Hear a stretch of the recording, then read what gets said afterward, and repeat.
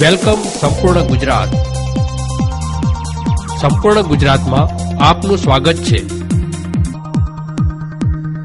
બનાસકાંઠા સહિત સમગ્ર રાજ્યની નગરપાલિકાઓમાં ભ્રષ્ટાચારની અનેક ફરિયાદો ઉઠતી હોય છે.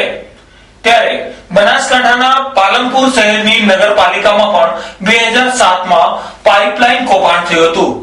આ કૌભાંડ લાખો રૂપિયાનું હોવાની અંદાજ સેવામાં આવી રહ્યું છે અને તેના કારણે જ જે તે સમયે તે વખતના પાલિકા પ્રમુખને જેલ હવાલે થવું પડ્યું હતું.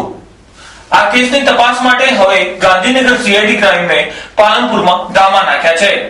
પાલનપુરમાં ગાંધીનગર સીઆઈડી ક્રાઇમે 2 દિવસથી તપાસનો ધમધમાટ શરૂ કરતા ચકચાર મચી જવા પામી છે. આ કેસના આરોપીઓના નામ, સરનામા સહિતની વિગતો મેળવવાની કાર્યવાહી હાલ ગાંધીનગર સીઆઈડી ક્રાઇમે શરૂ કરી છે. હવે જોવાનું એ રહે છે કે સીઆઈડી ક્રાઇમની આ તપાસમાં શું બહાર આવે છે.